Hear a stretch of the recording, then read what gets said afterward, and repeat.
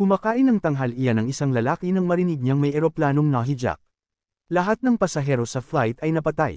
Labis ang kanyang pagdadalamati dahil ang pinakamamahal niyang pamangkin ay kabilang sa mga lulan ng eroplano. Para makuha ang isang kontratang militar na nagkakahalaga ng $1 bilyong, naging handa ang ilang tao na pumatay ng ahente mula sa US Intelligence Agency upang pagtakpan ang pambobomba. Bagaman nakatanggap ng babala ang mga kawani ng paliparan, huli na ang lahat. Sa gitna ng kaguluhan, naipasok ng terorista ang bomba sa compartment ng bagahe ng eroplano.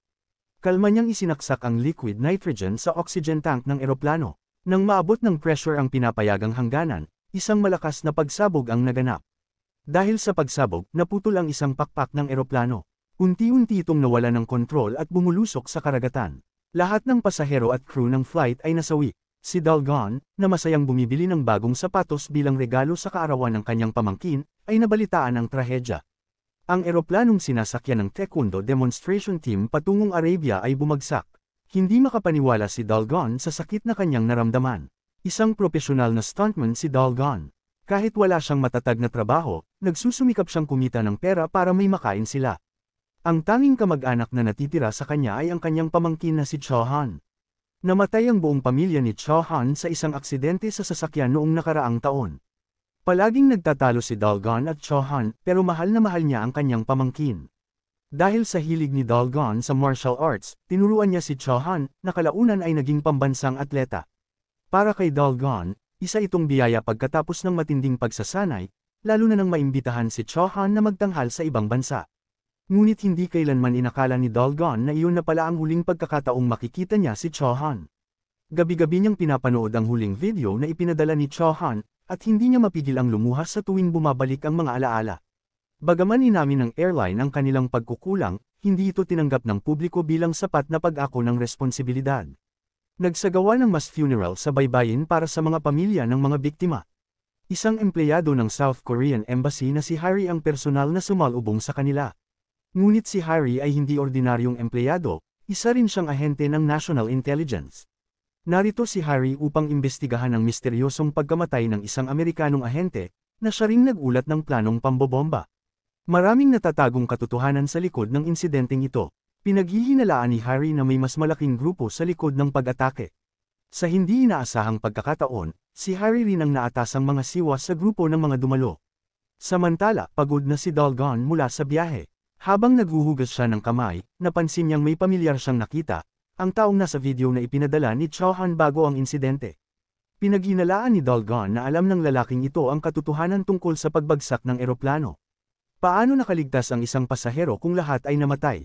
Agad siyang humabol papunta sa isang palengke. Napansin ng lalaki na sinusundan siya kaya nagtago siya sa gitna ng mga tao upang lituhin si Dalgon. Sa huli, nagtagpo rin sila. Ang mahabang peklat sa mukha ng lalaki ay kapareho ng nakita ni Dalgon sa video. Ngunit bago pa siya makapagsalita, bumunot ng baril ang lalaki. Sa bilis ng reflexes ni Dalgon bilang martial artist, naiwasan niya ang bala, pero dahil sa husay ng lalaki bilang isang mamamatay tao, nag-api nito si Dalgon at tinanong kung sino ang nagpadala sa kanya. Ngunit ang iniisip lamang ni Dalgon ay ang pamangkin niyang napatay. Sa matinding galit, nakawala siya at muling nakipaglaban. Nang hindi nakabantay si Dalgon, binato siya ng ladrilyo sa ulo. Akala ng lahat ay tapos na, pero hindi sumuko si Dalgon. Mabilis siyang umakyat sa bubong upang sundan ito. Sa kabila ng sugat sa batok, patuloy ang kanyang pagtugis. Tumalon siya mula sa bubong patungo sa kotse na ginamit ng lalaki upang tumakas. Sumigaw siya na lumaban ito, at nang makitang hindi sumusuko si Dalgon, pinatakbo ng lalaki ang kotse papasok sa palengke upang mapatid siya. Kahit nat-drag si Dalgon sa kalsada, hindi siya bumitaw. Pinilit niyang basagin ang bintana ng sasakyan at muling nakipagbuno sa loob nito. Sa isang matalim na liko, sinadya ng lalaki na ihampas ang kotse sa railing, dahilan upang mahulog si Dalgon sa bangin. Ngunit sa lakas ng loob na dala ng paghihiganti, nakaakyat si Dalgon. Galit na galit siya na muli na namang nakatakas sa kanya ang terorista. Samantala, nag-aalala ang lahat sa embahada sa pagkawala ni Dalgon. Wala silang ideya kung sino ang kanyang hinahabol. Sa mga sandaling iyon, dumating si Ji Hyo, ang presidente ng airline. Yumuko siya sa harap ng lahat upang humingi ng paumanhin. Labis ang galit ng mga tao sa kanyang pagdating. Para sa kanila, siya ang may kasalanan sa pagbagsak ng eroplano. Bagaman pinapuna siya, hindi siya nagturo ng sisi. 5 taon na ang nakalipas mula nang masawi ang kanyang asawa at anak sa isang plane crash, at patuloy siyang binabagabag ng pagsisisi. Kung nanatili lang sana siya para maghapunan kasama ng kanyang pamilya, hindi sana sila sumakay sa flight na iyon. Dahil dito, ramdam niya ang matinding sakit ng pagkawala. Inaalala pa rin niya ang pangalan ng bawat pasaherong nasawi. Lumabas si Harry upang tumawag nang makita niyang dumating si Dalgon, may mga sugat sa katawan at duguan. Binuksan niya ang pintuan ng silid at sinabing may isang tao pa sa eroplano na buhay. Nagulat ang lahat. Aniya, nakita niya ito mismo. Sigurado siya na ang pagbagsak ng eroplano ay gawa ng terorismo. Kinilabutan ng lahat. Noong una, pati siya ay hindi makapaniwala. Upang patunayan, ipinakita ni Dalgon ang video ng lalaking may peklat sa mukha, ang taong responsable sa pagsabog.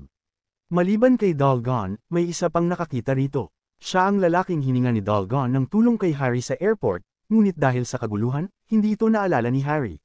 Iminungkahi ni Harry na suriin ang security footage ng paliparan. At gaya ng sinabi ni Dalgon, may isang kainahinalang lalaki pero walang peklat ito sa mukha.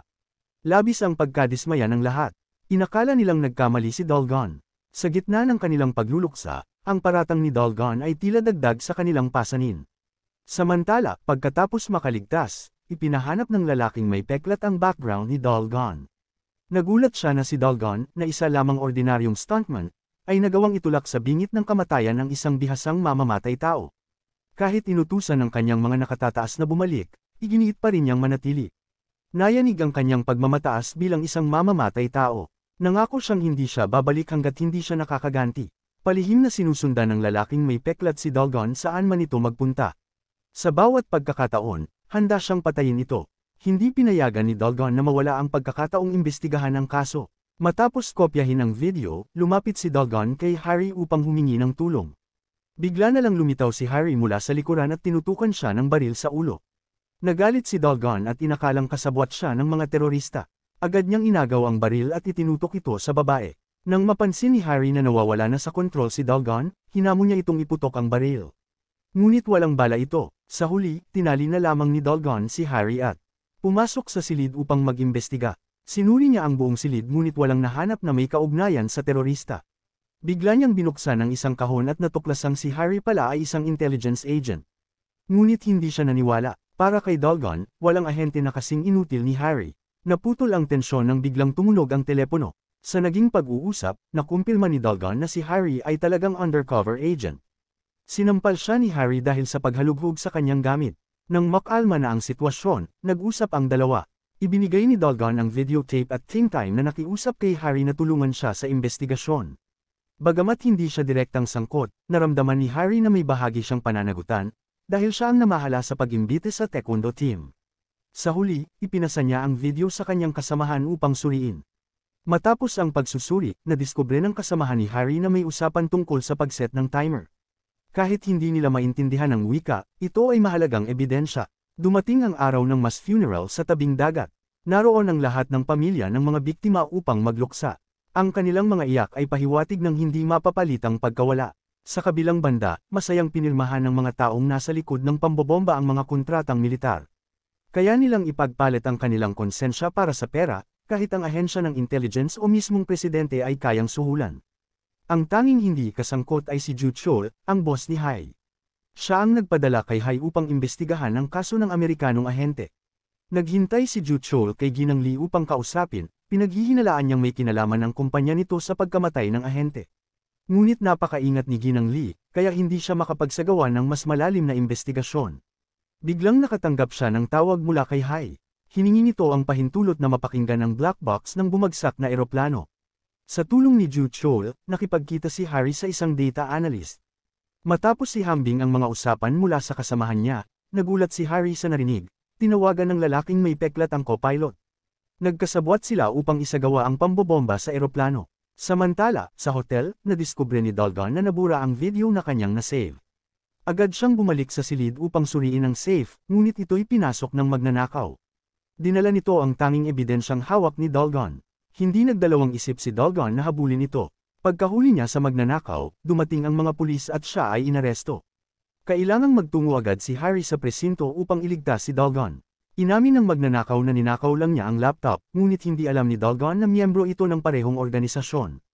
Kaya't si Dalgon ang pinakulong, habang pinalaya ang magnanakaw. Habang dinadala si Dalgon, mabilis niyang sinunggaban ang ballpen at ginapos ang magnanakaw. Nang matanto ni Harry na nasa panganib si Dalgon, isinugol niya ang buhay upang protektahan ito. Kung hindi niya ito pakakawalan, pareho silang mamamatay. Ayaw man ni Dalgon, napilitan siyang palayain ito at napanood na lang ang pag-eskapo. Nagtiis si Dalgon sa loob ng kulungan hanggang sa siya'y payensahan ng embahada. Wala pang kalahating araw mula nang makalaya siya, hinarap na naman niya ang isa pang mamamatay tao. Armado ito at galit na umatake. Dahil sa karanasan bilang action actor, lumikha agad si Dalgon ng pagsabog upang makatakas. Ngunit tinamaan ng staff na kasama niya, kaya kinailangan nilang tumakbo habang sugatan. Ang tanging taong makakatulong kay Dalgon ay si Hai. Lahat ng hinala niya ay tama, inatake talaga ang eroplano ng mga terorista. Pag-uwi ni Hai, sinalakay siya ng isa pang mamamatay tao. Ngunit bilang isang agent, nagawa niyang lumaban. Sinaksak niya ito ng kutsilyo at tinamaan sa ulo. Mula sa aparador, kinuha niya ang baril at tinutukan ng mamamatay tao. Nakilala niya ito bilang ang magnanakaw sa silid ni Dalgon kaninang umaga. Inupahan ito upang patayin siya at palabis ng aksidente ang lahat. Ang tanging impormasyon na nakuha ay isang numero ng telepono. Huminga ng malalim si Hai at tinawagan ng numero, laking gulat niya nang marinig ang pamilyar na boses ni Dalgon ang sumagot. Lumabas na ang empleyadong kasama ni Dalgon ang siyang nag-utos upang siya'y patayin. Galit na sinabi ni Harry kay Dalgon na arestuhin ang taong iyon, dahil siya ang tanging susi sa kaso. Natigilan si Dalgon. Agad siyang nagtungo sa ospital upang hanapin ito, ngunit nakatakas na. Dahil sa malalim na sugat sa kamay, hindi ito makakalayo. Dumating din si Harry at tinanong kung bakit niya inutusan ng mamamatay tao. Malungkot nitong sinabi na iyon lang ang paraan para mailigtas ang kanyang mag-ina. Kung may mamamatay, siya na lang. Pagkatapos niyang sabihin iyon, nilunok niya ang lason at namatay sa harap nila. Sa huling hininga niya, pinayuhan niya si Harry na huwag nang makialam. Hindi nila kayang kalabanin ng mga taong ito. Bigla na lang tumama ang bala, pinapaputukan na sila ng mamamatay tao. Agad silang nagtago sa likod ng kotse at naghintay ng saklolo. Kinuha ni Harry ang baril mula sa loob ng sasakyan. Nanginginig ang kanyang mga kamay sa takot, kahit paulit-ulit niyang sinasabing kalmado siya. Ngunit alam ni Dalgon na siya lang ang kayang tumapos dito. Mabilis niyang sinunggaban ng baril at sumugod diretso sa kalaban. Tumakbo ng mabilis ang dalawa upang mapalapit sa terorista. Lihim na natuwa ang lalaking may peklat dahil hinahanap ng dalawa ang kanilang sariling kamatayan. Ngunit bigla siyang tumigil nang may tatlong lalaking nakaitim ang biglang sumulpot sa kanyang likuran, tinutukan siya ng baril sa ulo. Dati niyang mga kasabwat ang mga ito, ngunit ngayon ay kaaway na niya. Pag-akyat ng dalawa sa bubong, wala na roon ang mamamatay tao. Nalito sila at hindi maintindihan ang nangyayari. Sa malayo, unti-unting nawawala ang isang sasakyan palabas ng lungsod. Kasabay nito, kinumpiska ang video na ipina-analyze ni Harry sa kanyang kasamahan. Natuklasan nilang may taong tumutulong kay Harry sa investigasyon. Upang pigilan ito, personal na iniutos ni Kapitan Taeyong ang paghahanap. Bagamat bata pa si Taeyong, isa siyang napakahusay na opisyal. Hindi basta-basta ang utos niyang halughugin ng silid investigasyon. Tinawagan ni Harry si Director General Ju Chol upang iulat na ang pagbagsak ng eroplano ay gawa ng terorismo. Lahat sa pulong ay nabigla sa kanyang ibinalita. Pinatunayan ng ebidensya na bomba ang dahilan ng insidente, lalo na't kasabwat ang co-pilot sa insidente. Nakipagsabuatan ito sa lalaking may peklat upang magkunwaring sira ang makina ng eroplano. Dahil sa bigat ng kaso, pinayagan ng mga nakatataas si Harry na bumalik sa kanyang bansa upang magtatag ng isang espesyal na proyektong investigasyon. Ngunit ayaw pang umalis ni Dalgon, gusto niyang manatili upang ipagpatuloy ang investigasyon. Pinilit siyang kumbensihin ni Harry na bumalik at magtiwala sa kanilang bansa. Sa kabila nito, magulo na rin ang kalagayan sa ahensya. Inutusan ng boss si Director General J-Sik na pamunuan ng kaso sa halip na si Ju Chol. Ibig sabihin, hindi na muling bibigyang halaga si Harry. Biglang nahak ang data office ng ahensya kaya't kailangang ibalik ang lahat ng nawalang datos. Ito ang unang galaw ng kumpanya ni Mrs. Lee. Gagamitin niya ang lahat ng koneksyon upang wasakin ang karibal niyang dynamic. Kailangan lamang ni Mrs. Lee na pahintuan ang investigasyon, at ang lahat ng kasalanan ay ibubuntan sa dynamic. Upang makuha ang tiwala ng matataas na opisyal, isa-isa niyang kinontak at inimbita ang mga ito upang sumali sa kanyang proyekto. Lahat ng ito ay piin lamang upang mahuli sa bitag si Minister Manang. Nagalit si Minister nang makita ang kanyang mga tauhang namumuhay ng malaswa. Sanay si Manang sa palihim na pagkuha ng video, kaya sinira niya ang bawat kamera, ngunit huli na ang lahat. Nakuna ng video ang lahat ng kalaswan at nakolekta ang mga dokumentong nagpapatunay ng katiwalian ng kanyang mga tauhan. Layunin ni Mrs. Lee na makipagkasundo sa kanya. Kapag na-control niya si Minister, halos hawak na niya ang tagumpay. Kinabukasan, sumakay ng eroplano sina Dolgon at Harry pauwi sa kanilang bansa. Kahit gaano sila kaingat, natunugan pa rin ang bawat kilos nila. Upang mawala sila, kinontak ng mga kalaban si Lily, isang babaeng mamamatay tao na dating kasamahan. Nagulo ang ahensya ng intelihensya, nahak at nanakaw ang video data kaya imposibleng maimbestigahan. Si Harry lamang ang nakapanood ng video, kaya't iniutos ng boss kay Taeyong na huwag nang pakialaman ang usapin. Matapos ang mahabang paglalakbay, nakabalik na sina Dolgon at Harry, ngunit mga bihasang mamamatay tao ang sumalubong sa kanila. Sa kabutihang palad, alerto si Dolgon sa panganib. Sa salamin ni Harry, nakita niyang may papalapit upang umatake. Isang hampas lamang, at nalock na ni Dolgon ang braso ng kalaban. Galit siyang nagtanong kung sino ang nagpadala rito. Mula sa malayo, napagtanto ni Lily kung gaano kapanganib si Dolgon kaya inutusan niya ang mga tauhan na umatras. Dumating ang kasamahan ni Harry upang sunduin sila. Isinalaysay nito ang lahat ng mga nangyari, wala ng kontrol ang ahensya. Nang mawala ang tape, ibig sabihin matatagalan pa bago maresolba ang kaso. Habang kumakain, lumabas si Dolgon upang sumagot ng tawag. May isang mamamahayag na lumapit at naging alerto si Dolgon. Ibinunyag ng mamamahayag na bago pa lumipad ang eroplano, nakatanggap na ng tawag ang paliparan tungkol sa bantang terorista. Kasabay nito ay may sunog sa paliparan at nawala ng malay ang empleyadong tumanggap ng tawag. Nasa comatose pa rin ang empleyado at walang pag-unlad. Kaya't nilapitan ng mamamahayag si Dolgon upang mang-alap ng ebidensya. Binalaan siya ng reporter na huwag pagkatiwalaan ang dalawang babaeng kasama niya, dahil kabilang din sila sa National Intelligence Agency, isang ahensyang puno ng katiwalian. Napansin ng dalawang babae ang kakaibang kilos ni Dolgon kaya sinundan siya. Sinabi ng mamamahayag na ang kumpanya ni Mrs. Lee ang pinakanakinabang sa pagbagsak ng eroplano. Kasalukuyan siyang pumipirma ng kontrata sa gobyerno ukol sa eroplano. Bago umalis, iniabot ng reporter kay Dolgon ang contact information ng isang tao. Kapag nakausap niya ito, malalaman niya ang buong katotohanan. Pumunta sila sa hotel upang makipagkita sa reporter. Kahit nagdududa si Dolgon, sumama pa rin siya. Nabagabag si Harry dahil hindi pa bumabalik si Dolgon. Dumiretso si Dolgon sa silid inspection at doon niya natagpuan ang bangkay ng reporter, pinatay ito.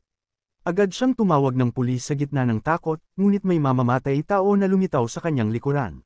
Dahan-daang lumapit ang mamamatay tao, ngunit nakailag agad si Dolgon. Tinangka niyang habulin ang salarin ngunit hindi ito nahuli. Pagbalik niya sa silid, nagulat siya, wala na ang bangkay. Kahit halugugin ng pulis ang buong hotel, walang natagpo ang bakas. Naalala ni Dolgon ang ballpen na ibinigay sa kanya ng mamamahayag, may nakatagong memory card pala ito. Ngayon, kay Harry na lang siya maaaring magtiwala upang makuha ang nilalaman nito. Nakapaloob sa memory card ang lahat ng impormasyon tungkol sa co-pilot ng bumagsak na eroplano. Nalaman na ang insurance nito ay nagkakahalaga ng 5 bilyong won. Hinala ni Dolgon na nagkasabuatan ng co-pilot at ang kanyang asawa upang makinabang sa insurance. Matapos ang masusing investigasyon, nalaman na nagtatrabaho pala ang co-pilot sa kumpanya ni Mrs. Lee. Ginawa niya ito para sa pera, isinantibi ang buhay ng iba. Upang tulungan si Dolgon na matukoy ang tunay na salarin, pumayag na makipagtulungan ang presidente ng Dynamic, si Keo. Sa malayo, pinagmamasdan ni Lily ang lahat. Laking gulat niya nang malaman na kasangkot din ng chairman. Kliyente niya ito dati ngunit tinanggihan niya. Kinabukasan, bumalik si Harry sa ahensya. Ngunit nang makita niya si Taeyong, dali-daling siyang umalis.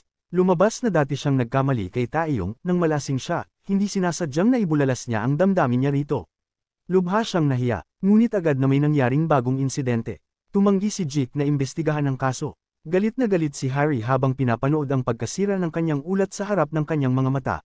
Lubha siyang nagtaka kung sino ang nag-utos kay Jake. At bakit niya hindi pinayagan si Harry na ipagpatuloy ang investigasyon? Hindi lang siya, kundi pati si Tae Wong ay naramdaman na hindi ito makatuwiran. Sa tingin niya, kung totoo ang pag-atake ng terorista, nangangahulugan iyon na pinabayaan ng ahensya ang tungkulin nito. Gusto ni Jewel na siya ang mamuno sa kaso, ngunit napakalakas ng kapangyarihan ng nasa itaas. Matagal nang nasa kontrol ng kanilang boss ang ahensya ng intelihensya, kaya napakalaki ng kanilang pagkakalamang. Kasabay nito, sinusundan ng mga mamamatay tao ang sasakyan ni Dolgon. Gusto nilang samantalahin ang pagkakataong ito upang patayin siya. Gamit ang makabagong teknolohiya, kailangan lang ng mamamatay tao ng isang aparato upang mahak ang sistema ng manibela ng kotse at mawalan ito ng preno. Kahit alam niyang delikado, pinilit pa rin ni Dalgon na magmaneho hanggang sa ito ay huminto. Bigla niyang natuklasan na may sumusunod pala sa kanya mula pa kanina. Para makaligtas, kailangan niyang matakasan sila. Kahit na bumaligtad ang kanyang sasakyan, pilit pa rin niyang gumapang papalapit sa kalaban. Napahanga si Lily sa katapangan ni Dalgon, kaya't pinili niyang huwag itong patayin. Napagtanto ni Dalgon na mas lalo siyang mapapahamak kung magtatago pa, kaya't nagpasya siyang puntahan ng kumpanya ni Ginang Lee. Sa oras na iyon, nakatutok na ang mga mata ng mga reporter sa binatang bagong dumating. Interesado sila sa istorya ng mga teroristang sangkot sa pagbagsak ng eroplano. Isa itong mainit na balita kung mapapatunayan. Nagulat si Ginang Lee ngunit pinaunlakan pa rin niya si Dalgon na pumasok at makipag-usap. Pinayuhan niya si Dalgon na lumayo sa labanang ito dahil ito ay isang digmaan ng mga makapangyarihan. Kahit anong gawin ni Dalgon, madali lang niyang masolusyonan ito. Ngunit hindi si Dalgon ang tipo ng taong magpapatalo. Tinakat niya si Ginang Lee at sinabing hindi niya hahayaang lumipas ang bagay na ito. Dahil sa matatag na paninindigan ni Dalgon, sinubukan siyang paamuin ni Ginang Lee sa malambing na pananalita, tinatanong kung may maitutulong ba siya para tumigil na si Dalgon.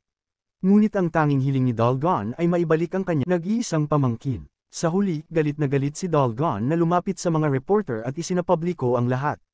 Ngunit dahil wala siyang matibay na ebidensya, nagawa ni Ginang Lee na manipulahin ang opinyon ng publiko. Ang anunsyo ni Dalgon sa media ay nag-alarma sa ahensya ng intelihensya.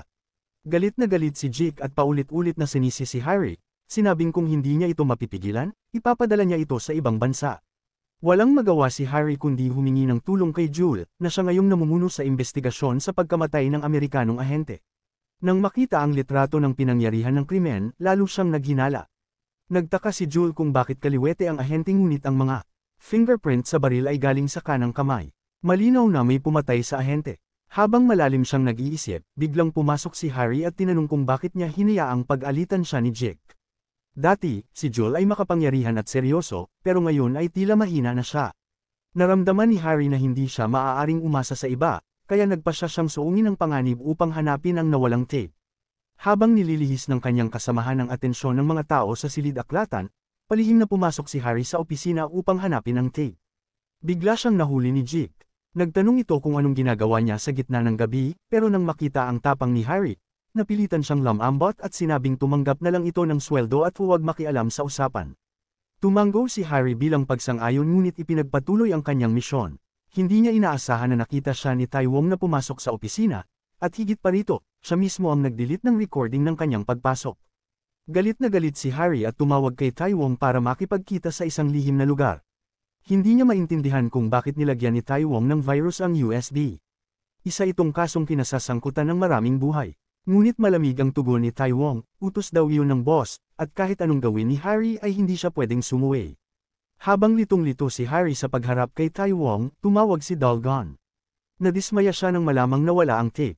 Pinagalitan niya si Harry dahil nangangako itong tutulong ngunit nabigo. Hindi na nakapidyo si Harry at ibinuhos ang kanyang damdamin. Marami na siyang sinubukang paraan ngunit palaging bigo. Hindi na niya alintana ang responsibilidad na sinasabi ni Dalgon, ang kanyang ama ay nagbuwis ng buhay para iligtas ang 8 tao.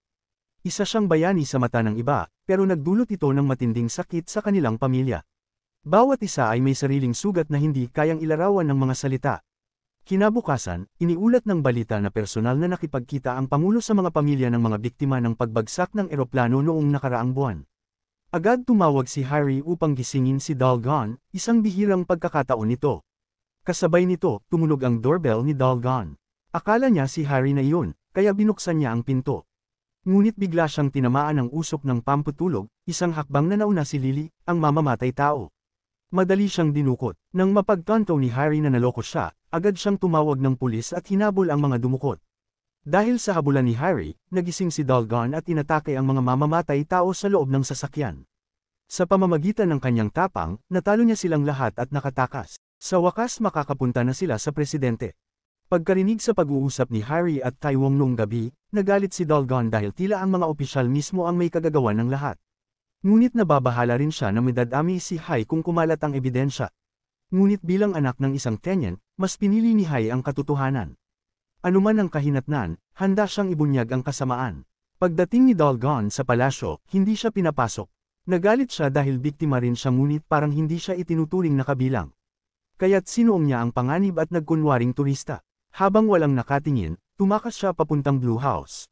Nilabanan ni Dolgon ang mga humahabol at tuluyang nakalapit sa pagpupulong. Mismong Pangulo ang sumalubong sa kanya. Buong tapang na inanunsyo ni Dolgon na binombo ang eroplano ng mga terorista. Lahat ay nagulat sa kanyang sinabi. Bilang patunay, inilabas ni Dolgon ang recording ng pag-uusap ni Hai at Tai Wong, nagdulot ito ng kaguluhan sa bulwagan. Isa itong matinding dagok sa kumpanya ni Ginang Lee. Kasabay nito sa ahensya ng intelihensya, handa na sanang isumite ni Harry ang kanyang resignation letter, ngunit pinunit ito ni Jake sa harap niya. Gusto niya si Harry na manatili, at sinabing peke ang recording, tanging paraan ito upang maprotektahan ang kanyang posisyon. Agad na nagsagawa ng pulong disiplina ang ahensya para kay Hai.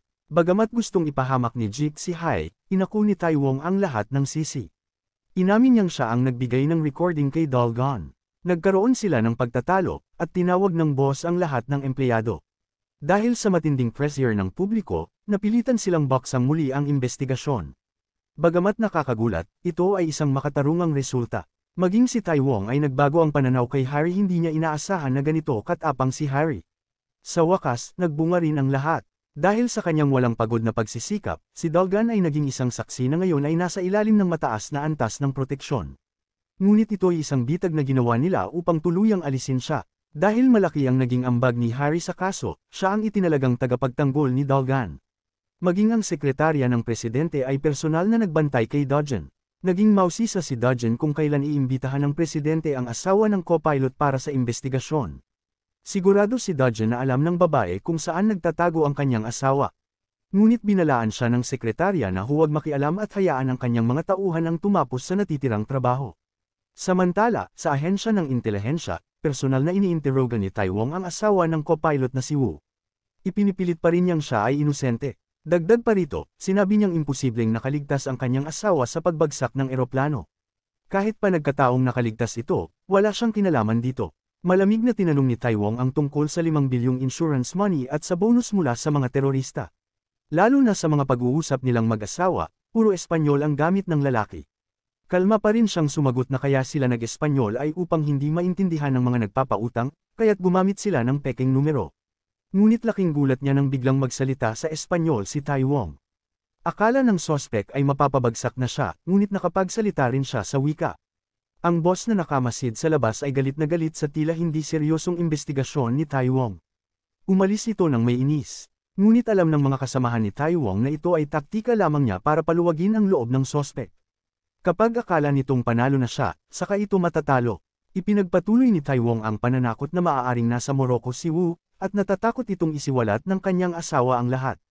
Naiintindihan ni Tai Wong na kailangang protektahan ng babae si Wu para sa pera. Habang napapaligiran ng sospek, bigla na lang sinabi ni Jewel kay Tai Wong na itigil ang interogasyon.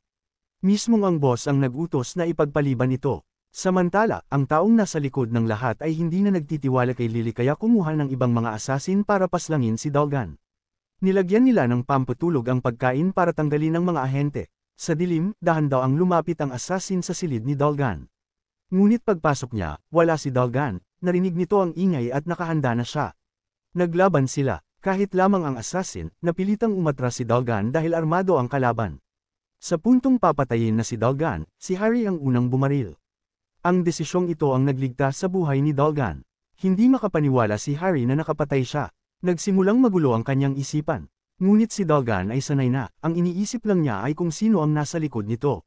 May isang numero lang sa telepono ng asasin. Tumawag si Dolgon, at ang boses sa kabilang linya ay nagpagulat kay Hai, kamukha ito ni Jasek, ang especially iya. Na laging tumutulong kay Mrs. Lee sa ahensya, siya rin ang tumulong sa asawa ni Wu para makaligtas sa interogasyon.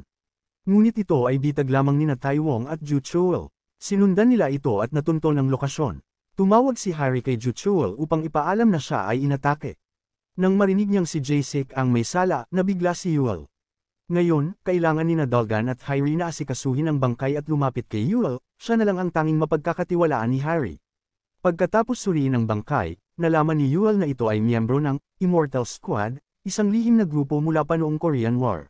Dapat ay disbanded na ito, ngunit itinuloy ni Jake ang operasyon. Nakiusap si Dolgon kay Yuel na hayaan siyang imbestigahan ng kaso. Kapag hindi siya pumayag, dadalhin ni Dolgon ang bangkay sa tanggapan ng fiscal. Wala nang nagawa si Yuel kundi payagan siya. Samantala, pinamumunuan ni Taiwong ang mga ahente upang salakayin ang kinaroroonan ng asawa ni Wu. Nai-record ang pag-uusap nito at ng asawa, patunay na buhay pa si Wu. Nagsimula na ang tunay na laro. Biglang may truck na bumangga sa sasakyan nitong handang pumatay upang sirain ang ebidensya. Nakita ng leader ng Immortal Squad, si Dalgan at tinawagan siya, papatayin kita. Habang si Hai ay nakipagkita kay JSI, ang tanging sospek ay naalis na. Inutusan ni Juchuel si Hairi na barilin si Jake kapag tumutol ito. Galit na binuksan ni Hairi ang pinto at pinaaresto si JK bilang taksil. Ngunit habang hindi siya nakatingin, mabilis na umatake si JK at tumakas. Ngayon, isa na siyang wanted criminal. Ang mas nakababahalang balita, si Taiwong ang nasa ospital pa rin at walang malay. Nakita ni Dogen ang damdamin ni Hairi para kay Taeyong, kaya tahimik na lamang siyang umalis. Kinabukasan, biglang nakita ni Dogen ang mamamahayag na matagal nang patay. Agad siyang tumakbo para habulin ito ngunit nawala ito sa gitna ng tao. Sa halip, nakasalubong niya si Chairman Kyo na niyaya siya sa opisina. Hindi man siya naniniwala na nabuhay muli ang isang patay, hinikayat pa rin niya si Dogen na hanapin ito, kapag napatunayang buhay ito, malilinawan ang lahat. Hindi lang ang opisina ng piskal, pati ang J6 staff ay naghahanap kay Wu. Kung sino ang unang makakahuli, siya ang panalo. Si Juchuel ang piniling magpatuloy sa investigasyon. Natukoy ng grupo ang kinaroroonan ni Wu, ngunit kailangan ng elite team para dito. Delikado ang misyon, ngunit nagboluntaryo pa rin si Hai. Hindi siya nag-iisa, dahil lihim ding sumunod si Dalgan. Kahit pinigilan siya ni Hairi, ayaw ni Dalgan na maghintay na lang. Pagdating nila sa ibang bansa, hati-hati ang galaw ng grupo. Kailangang dumaan sa lokal na pulisya, ngunit ang hepe ay binayaran na ni Mrs. Lee. Inutusan siyang mahanap si Wu bago pa man ang ahensya. Si Wu ay lulong sa droga. Araw-araw, may bantay siyang sundalo upang makaiwas sa mga kaaway. Nagtago siya sa isang madilim na lugar, at ang tanging koneksyon niya sa labas ay ang kanyang computer. Nagulat siya nang makitang wala ang pangalan ng kanyang asawa sa tala, ibig sabihin, nakatap ang telepono. Sa galit, sinira niya ito. Kahit inaasahan ni Taiwong ito, hirap pa rin silang hanapin ang eksaktong lokasyon. Sa kabila ng dami ng trabaho, walang ibinigay na tungkulin si Taiwong kay Harry. Nainis siya dahil pakiramdam niya'y minamaliit siya. Ang tanging utos sa kanya, bumili ng pagkain para sa team. Kaya't hindi siya maaaring sumuwi kahit na nag-disguise siya para mamili. Nakilala pa rin siya ni Dalgan. Tinukso siya nito na ang trabaho niya ay parang katulong. Para mabawasan ang kahihiyan, nagsinungaling siya at sinabing mahalaga ang misyong ito dahil maaaring lumabas si Woa para bumili ng pagkain kaya kailangan niyang magbantay. Alam ni Dalgan na hindi siya pinapayagang sumali sa misyong ito kaya mahinahon niyang.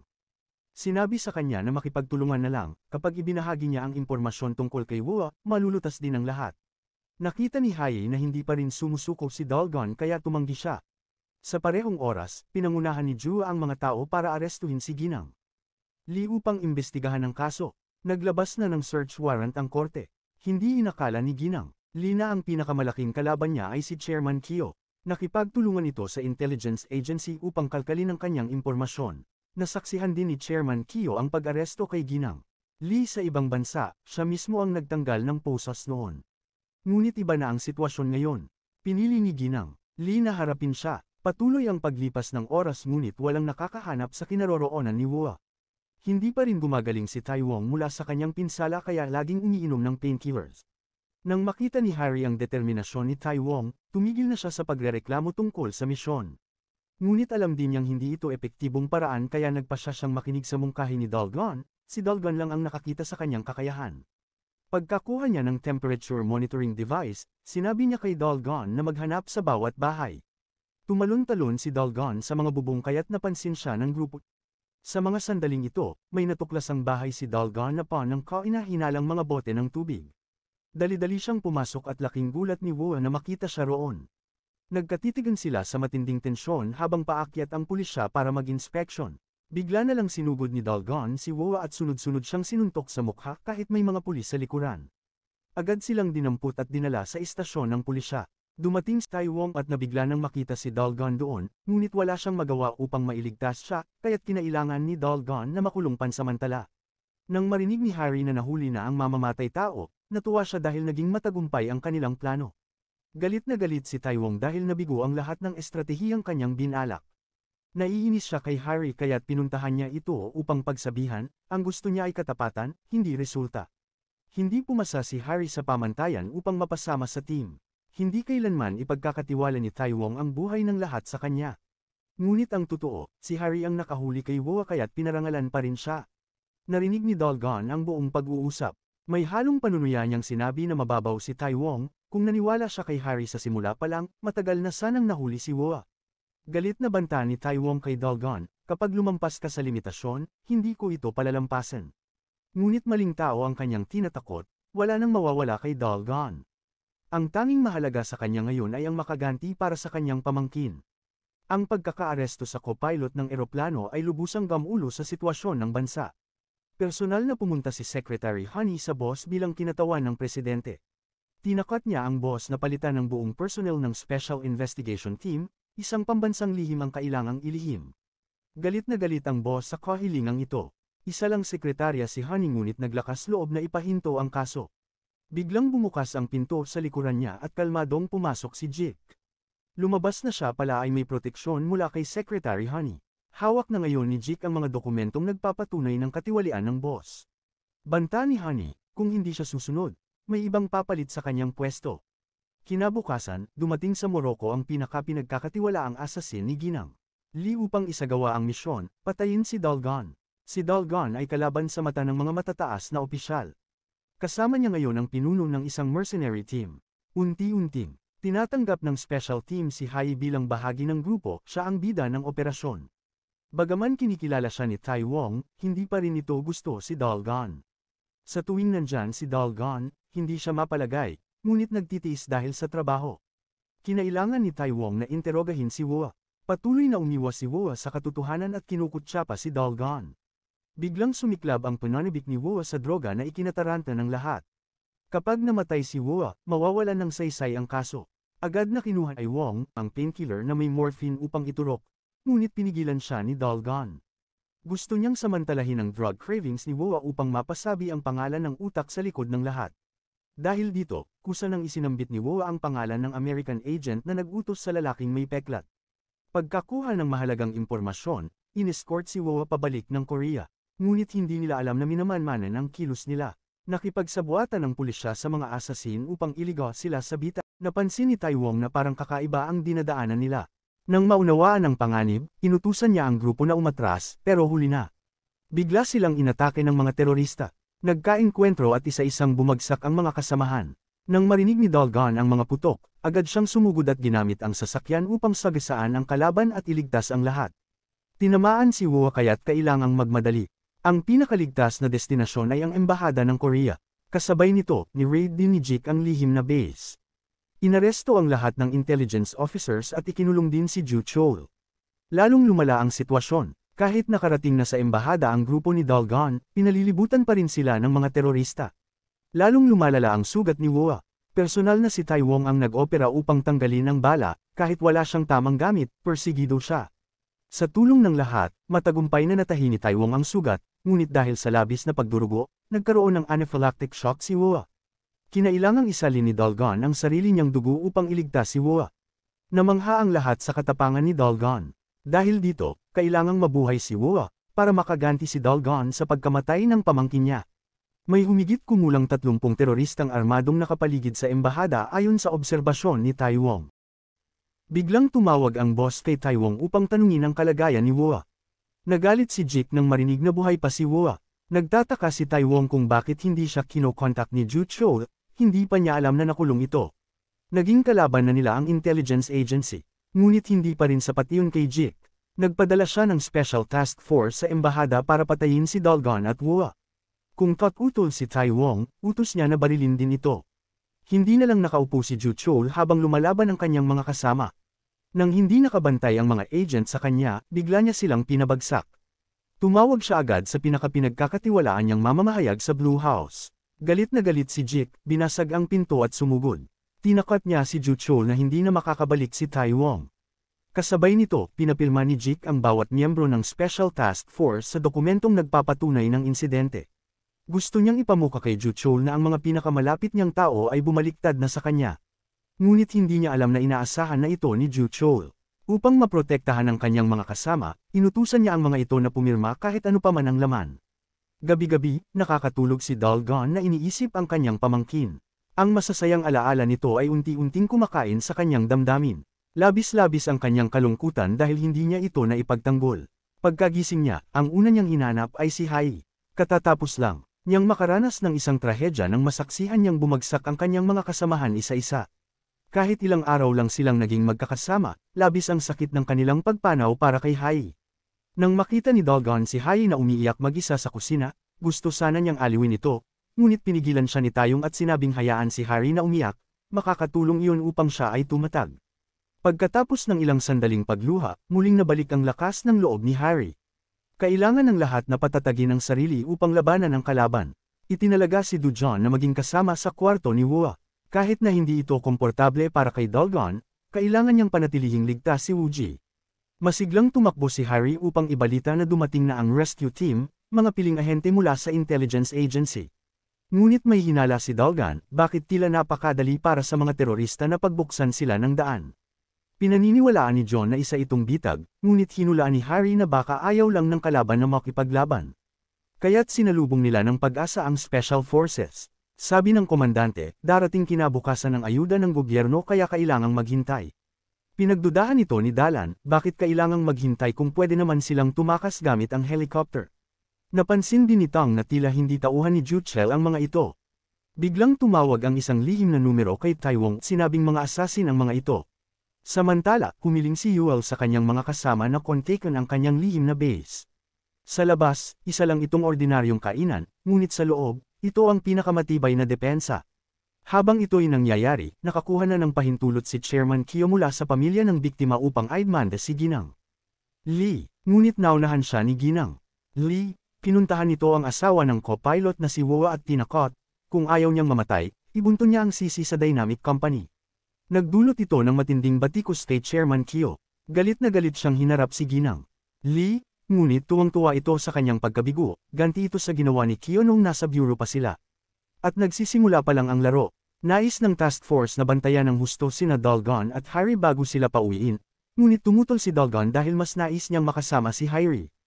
Habang nagtatalo ang dalawang panig, dumating si Taewong at humiling na gamitin ang mas malaking silid. Kahit hating gabi na, gising pa rin at alerto si Dalgon. Gusto niyang suriin ang silid nila.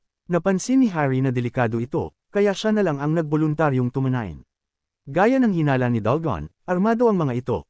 Hindi na sila makakatakas, kaya kumatok si Dalgon at sinabing gusto niyang pag-usapan si Woo. Ngunit bago pa matapos si Dalgon, biglang binaril ng komandante ang pinto, hindi niya inaasahang makakaiwas si Dalgon. Sinamantala ni Dalgon ang blind spot upang sugurin at patumbahin ang komandante. Sapat na ang oras na yun upang mailigtas ni Hai si Wooji. Alam nito ni Taewong ngunit hindi siya nangialam dahil tinawagan siya ng boss at sinabing ipaubaya si Dalgon sa kanila. Ipinangako ng boss na ligtas si Hai, ngunit habang tumitindi ang sitwasyon, hindi na matiis ni Taeyong. Nagdesisyon si Taeyong na siya na mismo ang magligtas sa kanyang mga kasama. Pinatay niya ang circuit breaker, binigyan sila ng pagkakataong makatakas, at siya na mismo ang nagbigay ng cover fire. Matagumpay silang nakatakas papunta sa armoradong silid ng embahada. Tumawag ang assistant ni Kyo at sinabing maghintay lamang, ito na ang huling pag-asa nila. Sa CCTV, nakita ni Taeyong na naglalagay ng bomba ang mga assassin. Agad siyang sumigaw, lumayo sa pinto. Sumabog ang matibay na pinto ang bakal at pumasok ang mga kalaban upang pumatay. Isang minuto na lang ang natitira, lumabas si Dalgon at nagbanta, may bomba siyang itinanim at handa siyang mamatay kasama nila. Sumabog ang bomba sa kanilang paanan. Nagkawatak-watek ang mga kalaban. Ni Sido ay hindi makapaniwala, si Kyo pala ang naghanda nito. Panalo siya sa pastahan. Pinatay ni Taewong ang lahat ng traidor, regalo ito sa mga kasamahang nasawi. Lalong lumala ang sitwasyon, tanging ang opisina ng Pangulo ang may kapangyarihang manghimasok sa intelligence agency. Ibig sabihin, nasa radar na sina Daljon at Hai. Maging si Taewong ay inutusan na ring patayin sila. Ngayon, isang lugar na lang ang mapagkakatiwalaan ni Hai, ang lihim na base na sila lang ni Jul ang may alam. Kinailangan nilang umalis ngayong gabi habang sitong ang baalang mag-ayos ng lahat. Dumaan sila sa isang lihim na lagusan at dumating sa tagpuan, kung saan hinihintay sila ng assistant ni Chairman Kyo. Ipinadala ni Taewong sa bansa ang mga larawan ng nabigong operasyon, dahilan upang mabura ang hinala sa kanya. Dahil sa pagkabigong ito, nayanig ang pwesto ng boss. Bukod kay Jul, wala silang nakikitang makakatulong kay Dalan. Kaya't personal na humarap si Jake kay Jucho upang tanungin siya. Galit na sinugod ni Jake si Jucho ngunit napahiya lamang, wala siyang panama sa labanan. Sa galit, kinuha ni Jake ang baril ng kanyang tauhan at tinutukan si Jucho. Ngunit alam ni Jucho na hindi siya kayang barilin ni Jake. Ginamit lang ni Jake ang kanyang maruming bibig upang makaakyat sa posisyon.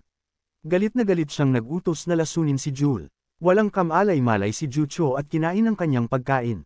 Bigla siyang inatake ng sakit sa puso at dahan-daang bumagsak. Nasiyahan si Jake sa kanyang pagkatalo.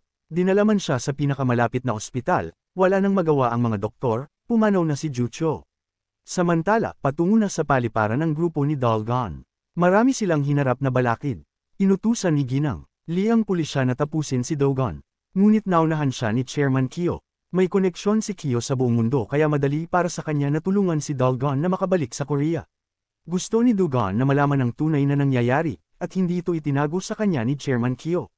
Aniya, nakikisangkot na ang pamahalaan at pareho na sila ng kalaban. Araw din ito ng pagbabalik ng grupo ni Taiwong, ang sumalubong sa kanila ay Posos. Dinala ni Jake si Tayong kay Honey, ang sekretarya ng Pangulo. Galit na galit si Honey at tinanong kung saan nagtatago si Dalgon. Kapag hindi umamin si Taiwong, mamamatay siya. Ngunit hindi natakot si Taiwong, kahit barilin siya, hindi siya natinag. Isa itong deklarasyon ng digmaan laban sa mga nasa likod ng lahat. Pinili ng grupo ni Dalgon na lumikas sakay ng cargo ship. Sa kabila ng pagtili ni co-pilot Wu dahil sa matinding pagnanasa sa droga, malamig na isiniksik ni Dalgon ang kanyang medya sa bibig ni Wu. Napilitang gumawa ng pekeng ebidensya si Tayong laban kay Chairman Kyo dahil sa utos ng kanyang mga nakakataas. Ngunit buo pa rin ang tiwala ni Harry kay Tayong, kung talagang nais siyang saktan ni Tayong, nagawa na sana niya ito sa embahada pa lamang. Naalala niya ang sinabi ni Tayong bago ito umalis, na tumawag sa sikreto nilang base. Bigla na lang tumunog ang isang pamilyar na boses na labis niyang ikinatuwa, si Juchel. Buhay pa pala ito matapos ang pagkalason kahapon. Inutusan ni Juchel ang dalawa na iliga si Jaysik dahil sabik itong mahuli sila. Inutusan ni Honey si Jaysik na bantayan ang lahat ng konektado kay Dalgon. Ayaw ni Honey na magkaroon si Dalgon ng kahit anong pagkakataong lumantad sa publiko, pati ang katotohanang buhay pa si Juchel ay iilang tao lang sa grupo ang nakakaalam. Si Tayong ang tinawagan ni Chairman Kyo upang humingi ng tulong, dahil siya lang ang pinagkakatiwalaan nito sa ahensya. Si Tayong din ang nakatuklas ng plano ni J6 na lasunin si Juchel. Kaya naagapan at nakaligtas ito sa tiyak na kamatayan. Lahat ng ito ay para masigurong ligtas ang pagbabalik ni Dalgon. Nagpakalat si Dalgon ng mga maling signal sa buong mundo upang itago ang kanyang tunay na kinaroroonan. Bigla siyang tumawag upang babalaan ang mga nasa likod ng sabwatan, malapit nang mabunyag ang lahat. Kapag nakarating si Wu sa paglilitis, matatapos na ang lahat.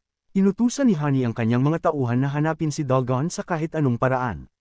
Patuloy na ginulo ni Dalgon ang mga kalaban, ang gusto niya ay sumuko sila sa buong bayan. Habang abala ang lahat, nakatakas si co-pilot Wu matapos putulin ang lubad. Naghiwa-hiwalay ang grupo upang siya'y hanapin sa loob ng malaking barko. Nahuli ni Wu si Harry at ginawang bihag. Ipinatong ni Wu ang kutsilyo sa leeg ni Harry at tinakot si Dalgon. Ayaw nitong bumalik sa Korea dahil tiyak ang kamatayan. Nagalit si Dalgon ngunit naintindihan ang motibo nito. Nagkunwaring nagtalo ang dalawa upang iligaw ang atensyon ni Wu. Nang lumuwag ang kapit nito, mabilis na pinatumba ni Harry si Wu. Buti na lang at napigilan niya si Dalgon, muntik na niya itong mapatay. Ngayong araw, pumirma ang Department of Defense ng kontrata sa kumpanya ni Mrs. Lee para bumili ng mga eroplano. Binalaan ni Juchel ang dalawa, hindi sapat ang testimonya ni co-pilot Wu sa korte. Biglang pumasok ang assistant ni Kyo kaya agad nilang ibinaba ang telepono. Hindi dapat malaman ng iba na buhay pa si Juchel. Ipinaalam ng assistant na bababa na siya sa susunod na hintuan, kung sabay pa rin silang maglalakbay, maaaring questionin sa korte ang ebidensya. Sinabi ni Wu na nalaman niya ang tungkol sa Amerikanong ahente mula sa kanyang kabit, siya ang nag-ugnay kay Wu sa kumpanya ni Mrs. Lee, nakapanghihinayang lang na hindi niya nakita ang mukha nito. Tungkol sa ebidensya, sinabi ni Wu na mayroon siyang recording ng transaksyon nila ng Amerikanong ahente. Nagulat si Dalgon na naging kapaki-pakinabang si Wu. Naisip niya, ginagamit lamang ba sila ni Wu? Bukas na ang dating ng barko. Sina Juchel at Tayong ang personal na sasalubong sa kanila. Kahit bantay sarado si Tayong, ito ang pinakamagandang pagkakataong diin ng mga kalaban. Palihim na ipinadala ni Juchel ang impormasyon kay Tayong tungkol sa lugar ng tagpuan. Hindi inaasahan, tumawag si Harry sa bureau at sinabing isusuko niya si Dalgon at ang kasama kay Jaysik kapalit ng gantimpala. Ngunit lahat ng ito ay palabas lamang, plano nila ito ni Dalgon. Nagduda si J6 sa katotohanan ng impormasyon kaya nag-imbestiga siya. Napansin niya ang oras sa relo ni Harry, at napatunayang nagsisinungaling siya. Dahil sa malawak niyang network, natuntun ni JK ang barkong sinasakyan ng dalawa. Kinaumagahan, dinala niya ang kanyang pinakamahusay na mga sundalo para sa isang ambush. Ang tanging utos ay patayin si Dalgon. Ngunit hindi niya inaasahan na si Jutchel mismo ang nagbigay ng impormasyon. May sinundan din silang taong kasama ni Tayong, ngunit nadiskubre ito ni Tayong at pinaniwala sa maling lokasyon. Nang mapansin ng pinuno ng grupo na wala sa direksyon ng daungan ang tinatahak nila, pinatigil niya ang sasakyan. Dito napagtanto ni J6 na nalinlang siya. Ipinag-utos niyang sundan muli ang pinagmulan ng tracker. Habang hinahabol sila, napilitang lumaban ang grupo ni Dalgon. Ngunit dahado sila sa dami at lakas. Malapit nang magsimula ang paglilitis ngunit wala pa ang pangunahing akusado, nag-aalala ang lahat. Ngunit ang mga matataas na opisyal ay kampante, basta't hindi lumitaw ang mga saksi, sila ang mananalo. Sa pinakadelikadong sandali, dumating si Jutchel na may hawak na sniper rifle. Isa-isa niyang pinatumba ang mga kalaban. Samantala, sinamantala ni Dalgon ang kaguluhan upang mailigtas ang lahat. Patuloy ang habol ng mga kalaban, ngunit matagumpay siyang tumakas sa kabaligtarang direksyon. Ipinag-ulat ni Jake ang lahat sa sekretarya ng presidente habang masaya silang kumakain sa mansyon. Nang marinig ang balita, galit na galit si President Kuko. Gusto niyang malaman kung sino ang utak sa likod ng plane crash. Wala nang nagawa si Honey kundi aminin ang katotohanan, siya ang tumulong upang burahin ang mga ebidensya, kapalit ng malaking halagang gagamitin ni President Kuko sa susunod na halalan. Ipinag-utos ni Honey sa mga pulis na harangin ang lahat ng daan patungong korte. Pati ang Anti-Terror Task Force ay inatas ang pumatay kay Dalgon sa oras na makita. Malapit nang magsimula ang paglilitis, kailangan nilang makarating bago mahuli ang lahat. Dinala sa korte ang asawa ni Wua bilang kasabwat. Galit na galit siya, nangako silang hindi siya makukulong. Dumating ang mga tauhan ni Mrs. Lee upang alamin kung may hawak na ebidensya si Wua, nais nilang siguruhing panalo sila. Tumayo si Chairman Kyo upang ipagtanggol ang kanyang kumpanya, humiling siya ng karagdagang oras upang dumating ang mga saksi. Kailangan niyang magpaliban upang makarating ang lahat sa tamang oras. Habang patungo sa korte, hinahabol ng pulis ang grupo ni Dalgon. Inutusan ni Jutchel na i-livestream ang habulan. Nagalit ang publiko sa nasaksihan, imbes na bantayan ay hinahabol pa si Dalgon. Halatang may tinatago ang mga nasa kapangyarihan. Nagpadala rin si Mrs. Lee ng mga mamamatay tao at inutusan ang hukom na tapusin na agad ang paglilitis. Lalong naging kritikal ang sitwasyon para kay Dalgon. Isa na lang ang daan patungong korte, ngunit ito ay binarikadahan. Inutusan ng mga pulis na palibutan ang lahat ng daan. Pati mga helikopter ng media ay pinaalis na rin, alinsunod sa utos ng kanilang mga nakakataas. Naintindihan nitong na tinatangka ng presidente na alisin ang lahat ng posibleng ebidensya. Masayang kinuha ni Jake ang mikropono at nagbanta na sumuko na sila o mamamatay silang lahat. Kahit sinabi niya iyon, inutusan ni Jake ang task force na barilin si Dalgon sa oras na lumabas ito. Nagsimulang magbilang si J6 upang takutin ang lahat. Hindi kinaya ni Co-Pilot Wu ang tensyon kaya lumabas siya ng sasakyan at sumuko. Bumaba si Dalgon sa sasakyan. Nakarating na siya sa puntong ito at kung mabibigo pa, mawawala ang huling pag-asa. Habang nasa gitna ng peligro, kalmado si Dalgon at inobserbahan ang paligid upang makaisip ng paraan. Kahit may utos na barilin siya, wala ni isa sa mga ahente ang naglakas loob. Nang biglang may pumasok na asasin at nagpaputok, nagsimula na rin ang bar-ilan. Bigla ring sumulpot ang isang truck at binuksan ang daan para sa kanila, pamilya ng mga biktima na gustong iligtas si Dalgon at ang kanyang grupo. Humanga sila sa tapang ni Dalgon. Sa pagkakataong ito, hindi na mag-isa si Dalgon sa laban. Lahat ay handang gamitin ang kanilang katawan bilang panangga upang maprotektahan ang saksi papuntang korte. Biglang may putok ng baril na tumama sa sospek at nagkagulo ang lahat. Ang babaeng asasin na ipinadala ni Ginang Lee ay matagal nang nakaabang. Kapag lumitaw ang sospek, agad siyang kikilos. Ngunit hindi niya inasahan na handang ipagsanggalang ng mga tao ang sospek kahit nasa panganib ang buhay nila. Sa huli, nagpasya siyang suwian ng utos ng kanyang amo at umulong. Ngunit hindi pa tapos ang lahat, may isa pang sniper na nakatutok kay Lily. Tila siya'y ipinadala ni Chairman Kyo upang pigilan si Lily. Naiinip na ang abogado dahil tapos na ang oras para sa mga saksi. Hinihiling niya sa hukom na ihayag na ang hatol. Biglang bumukas ang pinto at napatigil ang lahat. Sugatan si Dalgon, pero nagtagumpay siyang ihatid ang sospek sa korte. Lumapit si Chairman Kyo kay Wua at ibinunyag nito ang katotohanan, ang nagbayad sa kanya ay ang Vice-Presidente ng John and Mark Company at si Ginang Lee. Inutusan din ni Ginang Lee na patayin ng Amerikanong ahente upang maitago ang ebidensya. Bilang patunay, ipinadala ni Wu sa korte ang video ng Vice-Presidente ng John and Mark na inuutusan siyang bambahin ang eroplano. Tumanggap si Wu ng $5 million bilang kabayaran. Ito ang hindi matututulang ebidensya na nagpanalo sa kaso ng kumpanya ni Keo at inilantad ang mga taong nasa likod ng krimen. Tinawagan ni Jay-Sik ang kalihim ng presidente na si Honey upang humingi ng tulong pero bigo ito. Kailangan na nilang alisin ang mga kasabwat. Hindi pa tapos ni Tai Wong si Jik. Nang makita ni Jake si Tong, agad siyang tumakbo pero naharang ng sasakyan. Bumaba si Jul na malamig ang tingin na akala nilang patay na. Nakita nilang namatay ito sa ospital, ngunit heto siya ngayon. Galit na sinalakay ni Jul si Jake dahil sa kanya, maraming ahente ang nasayang ang buhay. Samantala, idineklara na ng hukumang hatol, ngunit maraming tumutol. Si Chairman Keo ay kailangang magbayad ng danyo sa mga pamilya ng biktima, samantalang si Ginang Lee naman ang nagtanim ng bomba. Hindi na umapila si Chairman Keo sa desisyon dahil pakiramdam niya ay may bahagi siya sa responsibilidad, kaya tinako niya ito para sa dangal ng kanyang kumpanya. Dahil dito, naibalik ang tiwala ng publiko sa kanya. Matapos ang mahabang laban, natapos na rin ang kaso. Nalinas ang mga maling paratang. Itinuturing na ngayong bayani si Dalgon ng lahat. Biglang nakaramdam ng kirot si Harry sa kanyang likod na baril pala siya. Sinubukan niyang tiisin ang sakit upang masaksihan ang pagtatapos ng kaso, ngunit nawalan siya ng malay. Nagpanik si Dalgon at binuhat siya papuntang ospital. May mga mamamahayag sa labas na naghihintay sa kanya. Kahit may nasugatan, hindi sila tumigil. Nagulantang ang buong bansa ng pangalanan ni Dalgon ang presidente bilang utak ng pag-atake. Isang matinding dagok ito sa presidente, hindi niya kayang mawala ang kapangyarihan. Ginawang panakip butas si Secretary Honey upang protektahan ang presidente. Inayos ng presidente na magkita sila ni Honey sa isang templo sa labas ng lungsod. Sinabi ng presidente na panatag ang loob ni Honey sa pag-ako ng kasalanan dahil siya na raw ang bahala sa lahat. Naisip ni Honey na wala na siyang takas. Kahit itinakwil siya, may hawak pa rin siyang ebidensya ng sabwatan ng presidente at ni Ginang Lee na inaakala niyang lifeline niya. Ngunit hindi niya inakalang may nagnakaw nito. Tuluyan na siyang nawalan ng pag-asa, kaya pinili niyang wakasan ang kanyang buhay.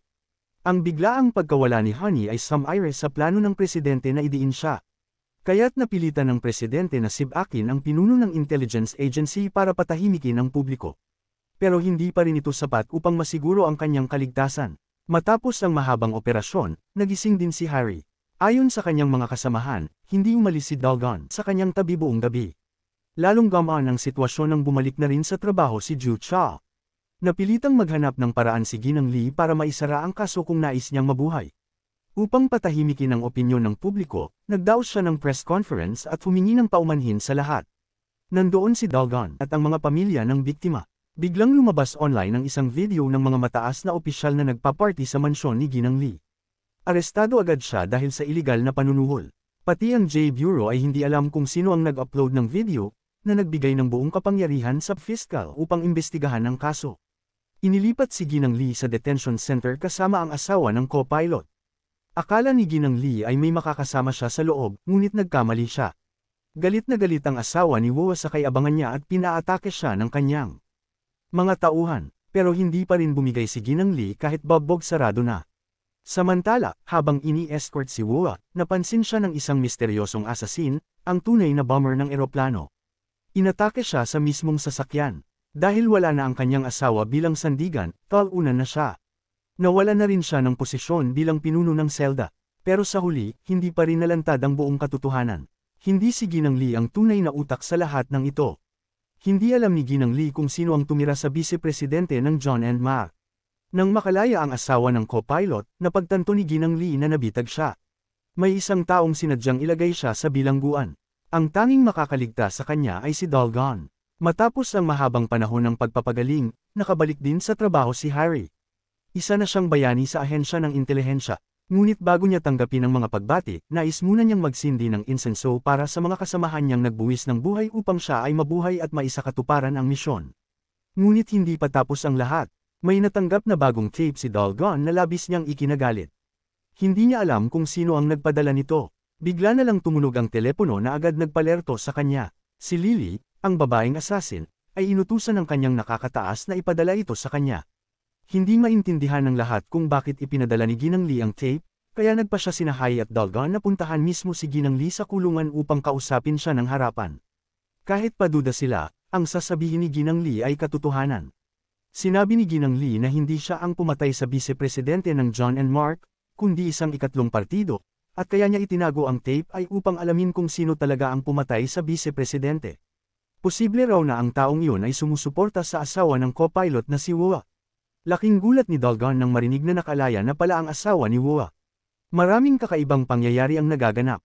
Ayon kay Ginang Lee, kung kapalaran man ang katotohanan na nalaman nila, ano ang gagawin ni Dalgon? Hindi lamang mga tao ni Ginang Lee ang naghabol sa asawa ng co-pilot, kundi pati ang intelligence agency. Marami ang nais siyang patahimikin upang mapanatili ang lihim. Kaya kailangan ng espesyal na pangkat na mahanap siya bago pa siya maunahan ng iba. Sinimulan ni Harry ang investigasyon kay Woo, na kasalukuyang nakakulong sa isang mental hospital para sa rehabilitasyon mula sa droga. Agad na nagtungo sina Harry at Dalgon sa ospital, ngunit hindi sila pinayagan ng warden. Na-bribe na ng lalaking may peklat sa mukha ang lahat ng opisyal doon upang mas madali niyang maisakatuparan ang kanyang mga plano. Binalaan niya si Woo na kung magsasalita siya kay Dalgon, papatayin niya ito. Noon pa man, sinabi ni Woo na ang kasintahan ng vice-presidente ng John and Mark ang nagpakilala sa kanya. Agad na tinanong ni Dalgon kung sigurado siyang si Ginang Lee ang nasa likod ng lahat, pero alam ni Woo na pinapanood siya ng lalaking may peklat, kaya't hindi siya makapagsalita. Sa huli, umalis na lang ang dalawa nang wala ni isang impormasyong nakuha.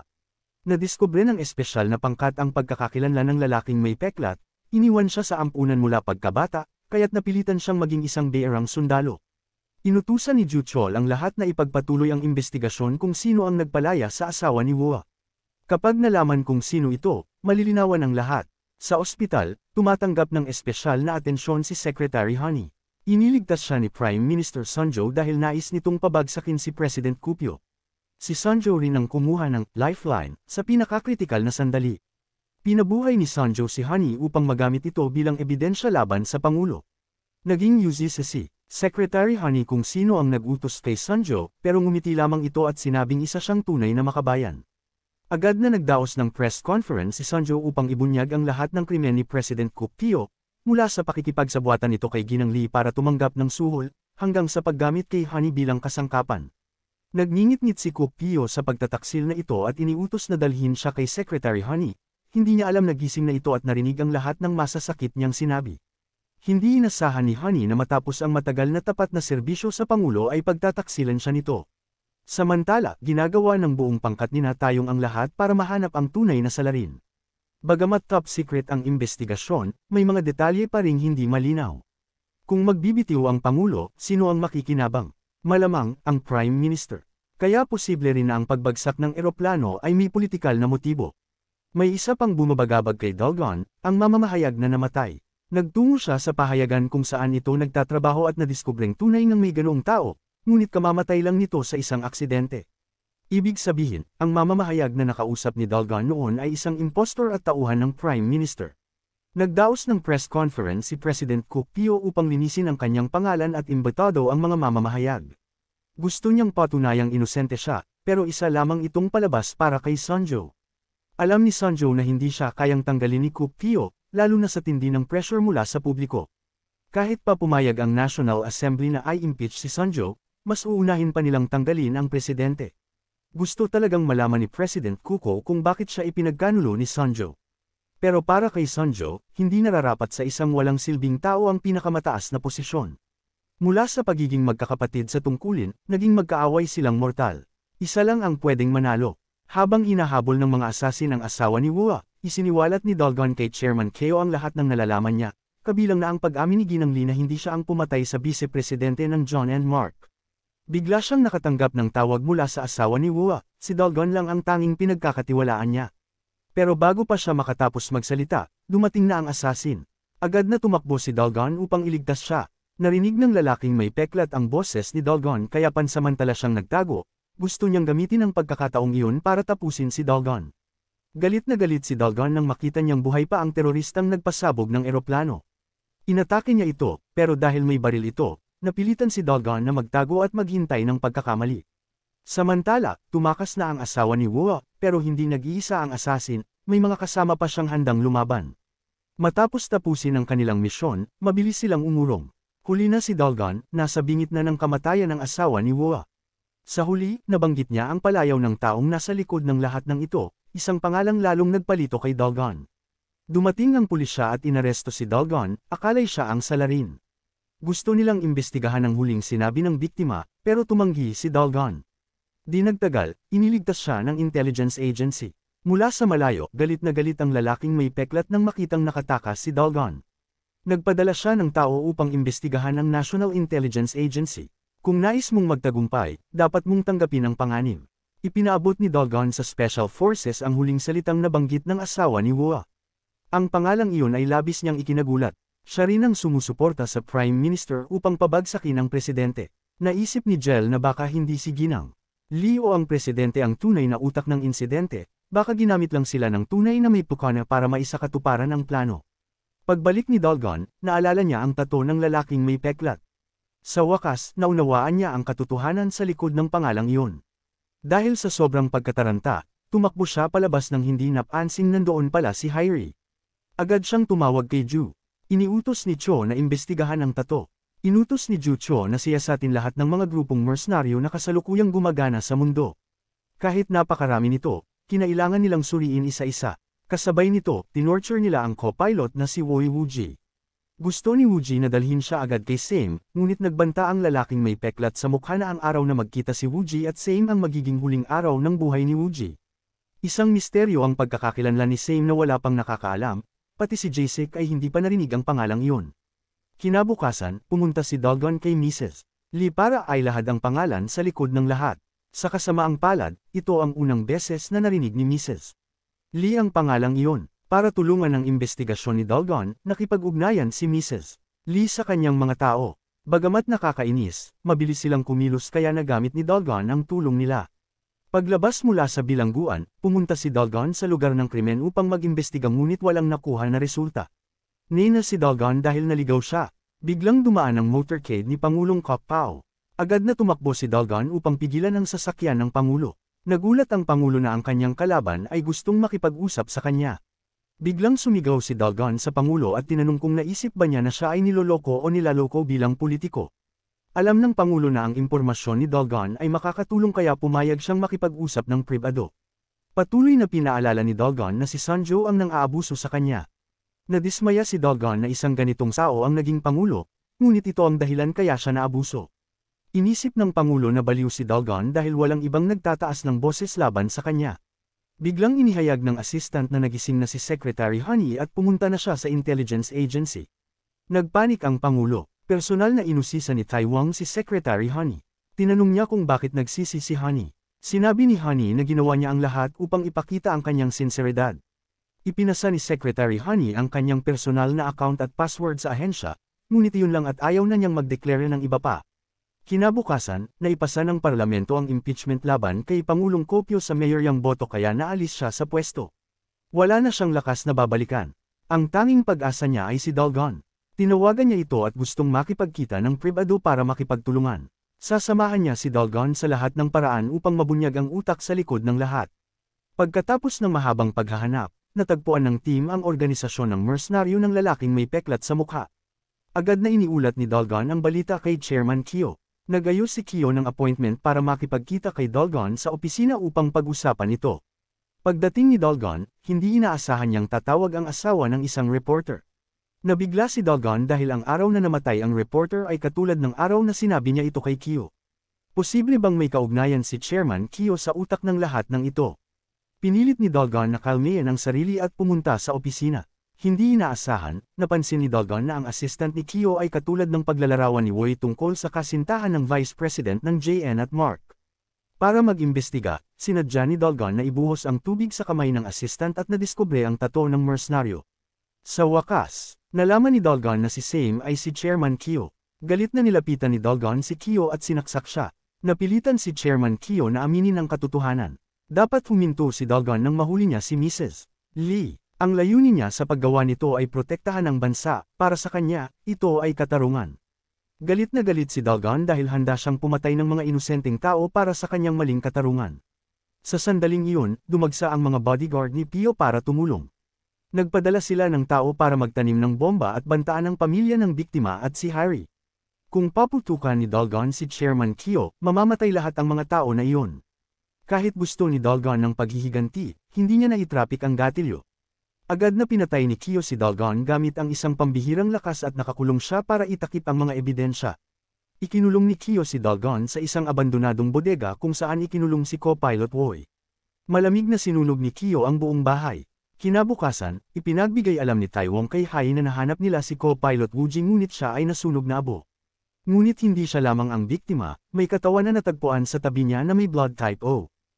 Iniimbestigahan din ng pulis si Dalgon sa kaso ng pagdukot. Lahat ng ebidensya ay tumuturo na si Dalgon ang nagpasindi ng apoy kasama si Co-Pilot Woi. Ayaw man paniwalaan ni Harry, nang makita niya ang kwintas na bala ay labis ang kanyang pagkadismaya. Malungkot siyang makita ang kanyang minamahal na walang buhay at hindi niya matanggap na ito ay totoo. Unti-unting nabuklat ang tela na ikinalungkot niya ng lubos. Araw-araw siyang pumupunta sa sementeryo para dalawin ang puntod ni Dalgon, na hindi niya alam na buhay pa.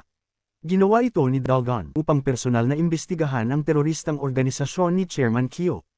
Kung lalabas si Dalgon, masasangkot ang mga pinakamalalapit sa kanya. Bumalik sa nakaraang gabi nang umalis si Chairman Kyo, natuklasan ng grupong mercenaryo na pinamumunuan ni Lily at pinasok nila ang bahay para iligtas si Dalgon. Ngunit nailigtas lang ni Lily si Dalgon nang huli na, habang si Co-Pilot at ang kanyang mga kasama ay hindi na.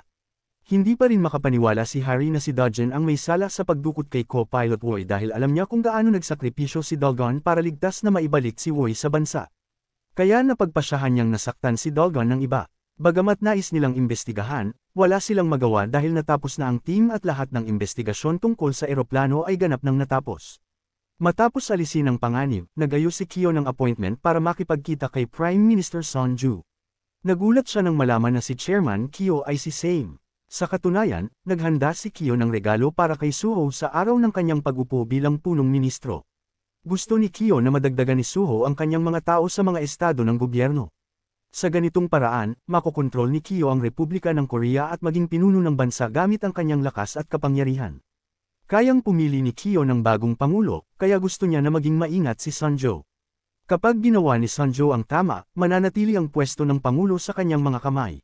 Ang tanging landas na mitotehak ni Dalgon ngayon ay maging isang mercenaryo, ngunit bago iyon, kailangan niyang makipagkita sa dating pangulo na si Kopyo upang humingi ng tulong. Bagamat naalis na si Kopyo sa pwesto, mayroon pa rin siyang mga koneksyon kaya inilagay ni Dalgon sa panganib ang kanyang buhay para humingi ng suporta sa pondo upang mahuli ang utak sa likod ng lahat. Natutuwa si Kopyo na naging espada niya si Dalgon para makatulong sa kanyang paghihiganti. Ngayon, lahat ng ari-arian ni Kopyo ay nasa kamay ni Dalgon. Tiniyak ni Dalgon na hindi siya mamamatay hanggat hindi niya nakakamtan ang kanyang paghihiganti. Ipinaalam ng mga sundalo kay Mrs. Lee na si Kyo ay si Same. Bagamat nagulat siya, siya lamang ang makakapwersa sa kanya sa sulok. Sa daan papuntang bilangguan, hindi inaasahan ni Mrs. Lee na makikita niya ang lalaking may peklat sa mukha. Nang malaman niyang nasa panganib siya, napilitan siyang magpadala ng liham para humingi ng tulong kay Harry. Pumayag si Harry na maging kriminal para makapasok sa bilangguan at protektahan si Mrs. Lee. Napansin ni Kyo ang pagpayag ni Harry na makulong, kaya nais niyang malaman kung ano ang alam ni Mrs. Lee bago niya ito patayin. Kinabukasan, hindi inaasahan, pinuntahan ni Kyo si Harry upang kausapin at alamin kung ano ang ginagawa nito. Nagkunwari si Harry na hindi niya kilala si Kyo bilang si Same. Sinabi niya na si Mrs. Lee ang pumatay kay Dalgon kaya pumunta siya sa bilangguan para makapaghiganti.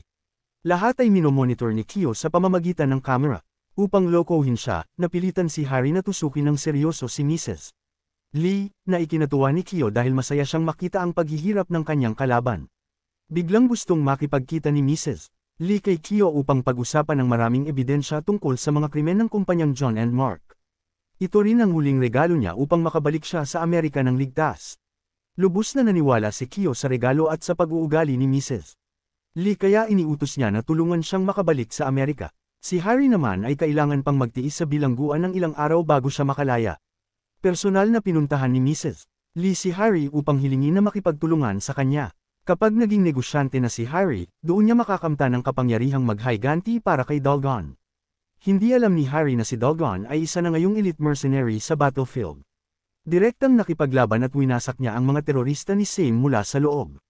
Ngunit kailangang mag-ingat dahil si lalaking may peklat ang makikipagsabuatan sa kanya. Sa kabila ng babala ni Lily, napili pa rin ni Dalgon na harapin siya ng direkta. Malamig niyang pinatay ang lahat ng terorista at sinimulan ang kanyang plano. Naghintay si Dalgon sa bitag para sa target. Sa pagkakataong hindi ito naging maingat, lumitaw si Dalgon at binaril siya. Unti-unting nilapitan ni Dalgon ang target at tinanggal ang kanyang maskara. Sa isang putok, lahat ng radioactive substances ay nailipad. Ito ang pinakamasakit na kamatayan na ibinigay ni Dalgon sa terorista pumatay sa kanyang pamangkin. Ngayong araw, may misyon ang team ni Dalgon. Napatayin ang isang kilalang negosyante. Bagamat magkakampi, madalas dinidiscriminate si Dalgon ng teroristang ito. Bagamat galit si Dalgon, hindi na niya pinansin ang lalaking iyon. Matapos ang mahabang paghintay, nakita na ang target. Nagulat si Dalgon nang makita na si Hai pala ang target. Hindi siya makapaniwala sa kanyang mga mata at nagtataka kung bakit narito si Hai. Iniutos ng mga superiors kay Dalgon na agad barilin si Hai, ngunit itinutok niya ang baril sa natitirang kasamahan niya. Pumayag si Dalgon na ilantad ang kanyang pagkakakilanlan upang protektahan ang taong mahal niya. Dito nagtatapos ang pelikula. Salamat sa panunood. Sana magkita tayo muli sa susunod na video.